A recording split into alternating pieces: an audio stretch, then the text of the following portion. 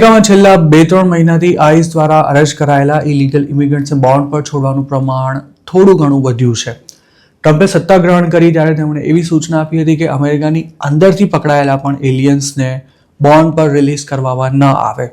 પ્રેસિડેન્ટની આ સૂચનાનું સખ્તાઈથી પાલન પણ શરૂ કરવામાં આવ્યું હતું, જેના કારણે અસાયલમનો કેસ ચાલુ હોય તેવા લોકો માટે પણ આઈસ દ્વારા અરેસ્ટ થયા બાદ જેલમાંથી છૂટવું ખૂબ જ મુશ્કેલ બની ગયું હતું અને ઘણા એલિયન્સે કંટાળીને સામે ચાલીને ડિપોર્ટેશન પણ માંગી લીધું હતું. હાલ જે એલિયન્સ બોન્ડ પર છૂટી રહ્યા છે તેમાંના મોટાભાગના લોકો ફેડરલ કોર્ટમાં હેબિયસ કોર્પસ પિટિશન ફાઇલ કરી જેલમાંથી બહાર આવવાનો રસ્તો કરી લે છે. પણ આ ઓપ્શન જરાય આસાન નથી અને તેના મારફતે બોન્ડ પર છૂટતા પહેલા ઘણો સમય જેલમાં વિતાવવો પડી શકે છે. જોકે આ બધા સિવાય સૌથી મહત્વની વાત એ છે કે બોન્ડ પર છૂટી ગયેલો ઇલીગલ એલિયન ક્યાં સુધી ડિપોર્ટેશનથી બચીને રહી શકે છે. અમેરિકાની કોર્ટ કોઈ ઇલીગલ એલિયનને બોન્ડ પર છોડી દે તેનો અર્થ એવો જરા પણ નથી થતો કે હવે તે વ્યક્તિને ડિપોર્ટ નહીં કરવામાં આવે. કોર્ટ માત્ર એટલું જ જણાવતી હોય છે કે જ્યાં સુધી જે તે ઇલીગલ ઇમિગ્રન્ટનો અસાયલમનો કેસ પૂરો ન થાય કે પછી બીજી કોઈ રીતે તે લીગલ સ્ટેટસ પ્રાપ્ત ન કરી લે ત્યાં સુધી તેને કસ્ટડીમાં રાખવાને બદલે બોન્ડ પર છોડી દેવામાં આવે. છૂટ્યા બાદ પણ આવા ઇમિગ્રન્ટ્સનો કેસ ચાલુ રહેતો હોય છે અને તેમને આઈસ કે પછી ઇમિગ્રેશન કોર્ટમાં નિયમિત હાજરી પણ પુરાવી પડે છે.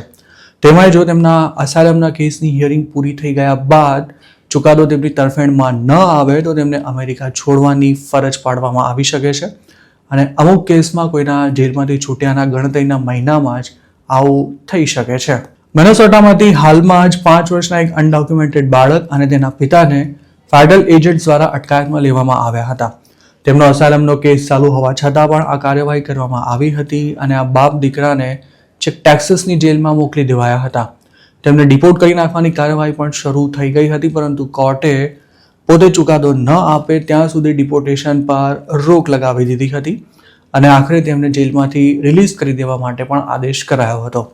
અમેરિકામાં ચર્ચાસ્પદ બની ગયેલા આ પિતા પુત્ર જેલની બહાર તો આવી ગયા છે, પણ હવે તેમનો અસાયલમનો કેસ ફૂલ હિયરિંગ વિના જ ડિસમિસ કરી તેમને ડિપોર્ટ કરી દેવામાં આવે તેવી સરકાર દ્વારા તૈયારી શરૂ કરવામાં આવી છે અને ફેબ્રુઆરી 6ના રોજ આ મામલે ઇમિગ્રેશન જજ સમક્ષ હિયરિંગ પણ થઈ હતી.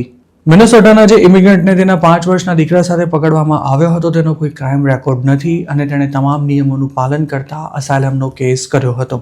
તેણે ઇલીગલી બોર્ડર ક્રોસિંગ પણ નહોતું કર્યું. જો કે મિનેસોટામાં 2 અમેરિકન્સને શૂટ કરી દેવાની સાથે 5 વર્ષના આ બાળકની ધરપકડના સમાચારને કારણે ટ્રમ્પ સરકાર બેકફૂટ પર આવી ગઈ હતી.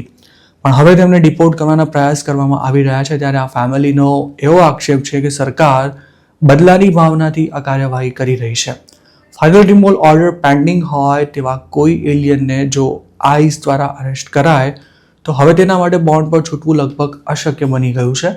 પણ જેમનો અસાયલમનો કેસ ચાલુ છે તેવા લોકોને બોન્ડ પર છોડવામાં આવે ત્યારબાદ તેમના કેસને પણ ફાસ્ટ ટ્રેક કરી ફાઇનલ રિમૂવલ ઓર્ડર ઝડપથી ઇસ્યુ કરી દેવાય તેવી સંભાવના પણ હવે ખૂબ જ વધી ગઈ છે. ખાસ તો ઇન્ડિયન્સની જ વાત કરી તો અસાયલમ માંગનારા મોટાભાગના લોકોની સ્ટોરી ફેક હોવાથી તેમના કેસ અપ્રૂવ થવાના ચાન્સ પણ લગભગ 0 છે અને જો આવા લોકોને કેસ ચાલુ હોય તે વખતે જ અરેસ્ટ કરી લેવાય તો તેમને સમજી લેવું કે હવે અમેરિકામાં તેમનું કાઉન્ટડાઉન શરૂ થઈ ગયું છે.